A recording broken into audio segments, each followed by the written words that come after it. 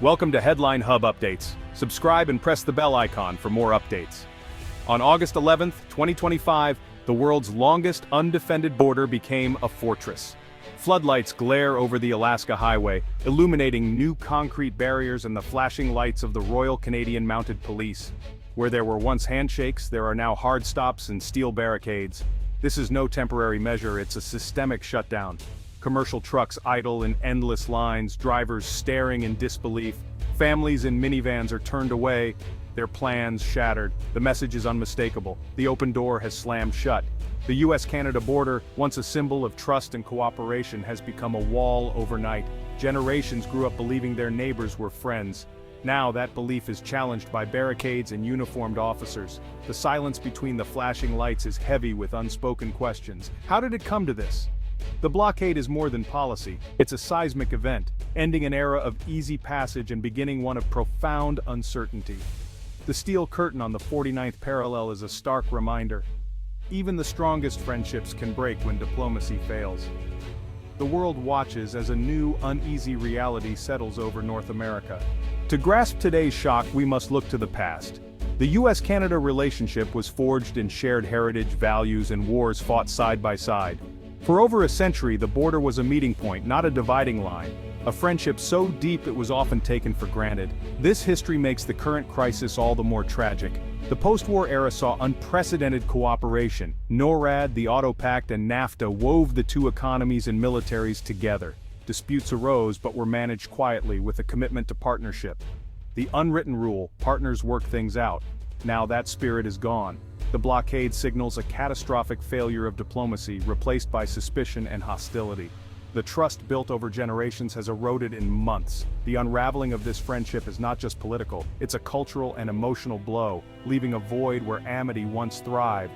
A century-old model for the world is now in ruins. The blockade's impact is measured in shattered lives, not headlines. For millions, the border is a daily reality. Nurses from Windsor can't reach Detroit hospitals. Families are split, children can't visit parents across the river. Weddings are canceled, funerals missed, and simple visits are now impossible. Supply chains are severed, auto plants in Michigan and Ohio halt for lack of parts. Fresh produce rots in trucks at the border, small businesses in border towns face ruin. Truck drivers, factory workers, and shop owners lose livelihoods overnight. Communities once integrated are now divided. In towns like Stansted and Derbyline, the border runs through streets and buildings. Now it's an impassable barrier. The Haskell Free Library, built to symbolize unity, stands as a monument to a broken friendship. The psychological toll is profound. Security and normalcy are gone, replaced by anxiety and mistrust. Canadians and Americans now see each other through the lens of conflict. The erosion of goodwill may be the blockade's most lasting damage. It tears at the fabric of North American identity, leaving bitterness and mistrust that will linger long after the barriers are gone. The cost is not just economic, it's deeply human. The border, once invisible, is now a wound. This crisis is years in the making, born of simmering tensions and unresolved disputes.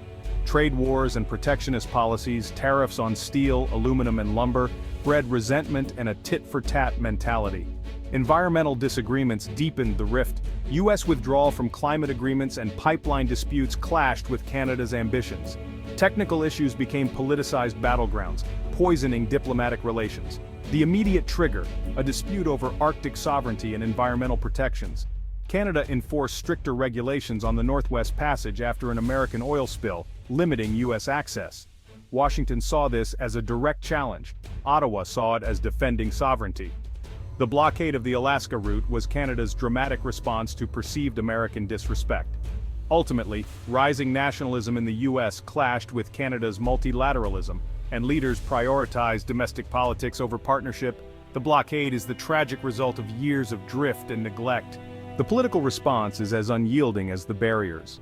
In Washington, former President Trump calls the blockade an act of war, demanding retaliation and sanctions. His rhetoric pressures the administration, leaving little room for diplomacy. Ottawa frames the blockade as a last resort to protect sovereignty and the environment, blaming years of American unilateralism. Public opinion is polarized. Americans see betrayal. Canadians see overdue independence. Social media blazes with nationalist hashtags on both sides. Media coverage reinforces separate national narratives, making mutual understanding nearly impossible. The feedback loop of outrage pushes both nations further apart. Political posturing and public anger make a diplomatic solution seem remote. The crisis deepens as leaders dig in. Behind the headlines are real people caught in the crossfire. Sarah, a Windsor nurse, is stranded in Detroit, separated from her family. She misses her son's birthday, unsure when she'll return. David, a Manitoba farmer, can't sell his grain to North Dakota. His family's century-old farm faces bankruptcy. The Akwesasne Mohawk Nation, whose land straddles the border, finds daily life upended. The blockade severs family ties and cultural connections, deepening wounds from centuries of division. Mark, an American trucker, is stuck at a remote checkpoint in British Columbia, living out of his cab. He misses his family and worries about his future. These stories reveal the true cost of political decisions made far from the border. The blockade isn't just a policy, it's a personal crisis for thousands. Communities are fractured, livelihoods destroyed, and hope is in short supply. The human stories are a stark reminder. Borders are not just lines on a map, they are lived realities, and when they harden, people suffer. The pain is real, and it's everywhere.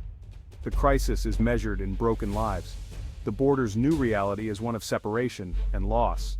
The US-Canada border crisis is a geopolitical shockwave threatening the stability of North America. Mexico, the third USMCA partner, watches with alarm, questioning the reliability of its northern neighbors. The fracture sends a signal to global rivals like China and Russia. North American unity is no longer assured. The sight of two close allies in conflict is a strategic gift to those who wish to see American power diminished. The crisis undermines the gold standard of international cooperation, shaking allies' faith in US commitments. The ripple effects reach from Brussels to Tokyo, as the Western alliance system looks less stable. The dream of a North American community now seems distant. The blockade exposes the fragility of integration. The continent stands at a crossroads: integration or fragmentation. The choice made now will shape North America's future. The world watches the US-Canada rift with shock and concern. Allies in NATO and the G7 see it as a sign of Western decline and American unreliability. European leaders, wary of their own divisions, view the crisis as a warning. America's adversaries, especially in Beijing and Moscow, exploit the conflict as proof of democratic instability. The image of a barricaded border is a propaganda boon, undermining US influence. Global markets react nervously, fearing supply chain chaos and economic instability. North America, once a pillar of global stability, is now a source of risk. Canada's reputation for moderation is replaced by one of drastic action. America's reliability is further eroded. Both nations look insular, their global standing diminished. The world wonders if these friends can find their way back.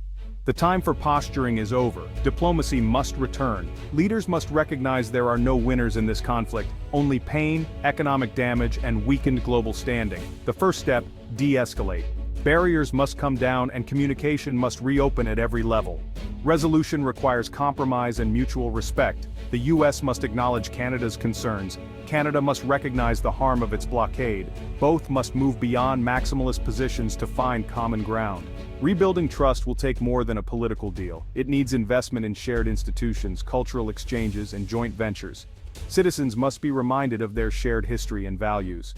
The goal: not just a return to the status quo, but a stronger, more resilient partnership. This crisis is a wake-up call. The US-Canada relationship is irreplaceable. The future depends on rediscovering a shared sense of purpose, not building walls but rebuilding bridges. The world waits, hoping reason will prevail.